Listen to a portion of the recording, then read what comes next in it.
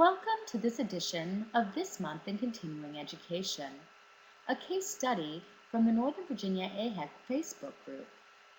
My name is Claudia Fala, Testing and Training Specialist for Northern Virginia Area Health Education Center. In this edition of This Month in Continuing Education, we will analyze an interesting case study which was posted by a member of the Northern Virginia AHEC Interpreter and Translator Connection Facebook group, and which prompted a lively discussion among the group members as to how to best respond. In the case, a Russian interpreter arrives at the client's home to facilitate communication between a social service provider, an elderly Russian-speaking man, his Russian-speaking wife, and their grown son, who is fluent in both English and Russian. When the encounter begins, the social service provider explains that she is there to conduct an interview to determine the LEP client's eligibility for services. During the interview, the LEP client's son seems agitated, and he responds defensively to the social service provider's questions.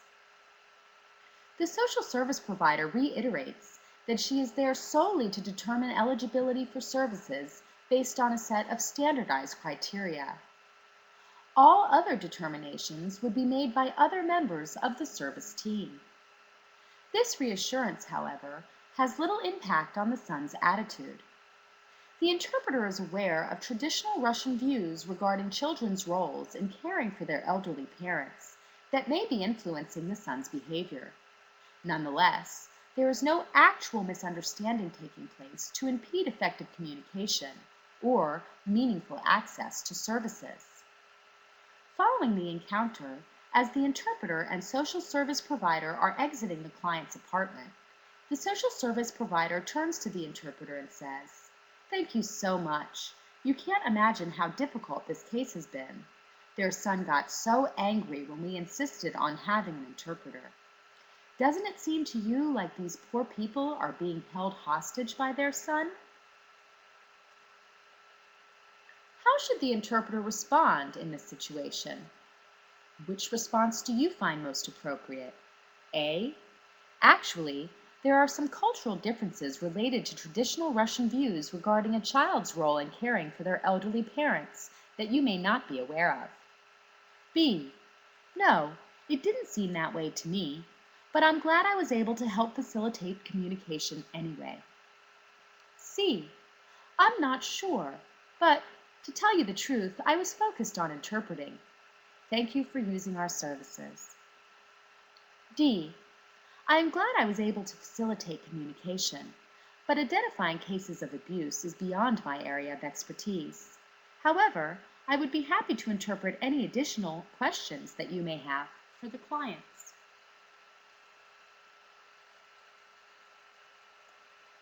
When considering how to respond in any situation, an interpreter should always look to the Code of Ethics to guide their decision-making process. Which principles of the Code of Ethics must the interpreter take into account in this situation? While interpreters are responsible for addressing cultural misunderstandings, it is not the interpreter's role to serve as a cultural educator. The interpreter should only implement the mediating technique when an actual misunderstanding arises that impedes effective communication. In the case study presented, while there were aspects of the client's culture which the social service provider did not understand, no specific misunderstanding had taken place to impede effective communication. Therefore, the interpreter was correct in her decision not to implement the mediating technique during the encounter. If the social service provider is genuinely concerned about potential elderly abuse, she has the option of referring the clients to other members of the service team who are qualified to identify and address such cases. All participants in an interpreting encounter should be made aware of everything that is taking place. This concept is referred to as transparency. As interpreters have an ethical responsibility to ensure transparency, cultural mediation in healthcare settings should take place during the interpreting encounter when all participants are present. If the interpreter described in the case study had chosen to provide the social service provider with cultural information following the encounter, she would have failed to maintain the necessary level of transparency. Furthermore, because people are individuals, not all members of a particular cultural group have the same background and perspectives. When an interpreter chooses to provide cultural explanations on behalf of clients and providers, they run the risk of making false assumptions and providing inaccurate information, thereby exacerbating the cultural misunderstanding rather than resolving it. Therefore, when a cultural misunderstanding arises during an encounter, the interpreter should rely on the clients and providers to offer their own explanations about their cultural background and perspectives whenever possible. To do otherwise may prevent the interpreter from upholding their ethical responsibility to maintain an appropriate attitude towards their client and ensure understanding. In order to uphold their ethical responsibilities, interpreters should avoid interacting with clients and providers both before and after the encounter.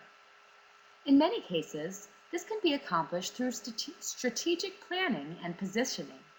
For example, following an encounter, the interpreter should try to exit the encounter setting separately from the client and provider. If this is not possible, when exiting, the interpreter could simply walk off in the opposite direction of the client and provider to wait until they have exited. If the client and provider are taking the elevator, the interpreter should consider taking the stairs. In the event that the client or provider is successful in engaging the interpreter should respectfully decline their request to interact, explain their professional role boundaries, and redirect communication to the appropriate party. When we take all of these considerations into account, we see that answers C and D are the most appropriate responses to the social service provider's question. When the Russian interpreter responded as described in answers C and D, the social service provider quickly realized her question was beyond the scope of the interpreter's role and quickly changed the subject, saying, "Northern Virginia AHEC interpreters always do a great job. Thanks again for your services." Interpreters face challenging situations like this one every day. Therefore, Northern Virginia AHEC has established a closed Facebook group called Northern Virginia AHEC Interpreter Translator Connection. The purpose of this group is to provide members with a private forum in which to engage in an ongoing conversation with other professional interpreters and translators to discuss successes, challenges, and developments in the field. So become a member of the Facebook group today and join the discussion. Send an email to Julia Wills at jwills@nvahec.org. Thank you for joining us for this edition of This Month in Continuing Education. If you have any questions about Northern Virginia AHEC services or about the information presented in this podcast, please visit www.nvahec.org. We hope you'll join us next time for This Month in Continuing Education.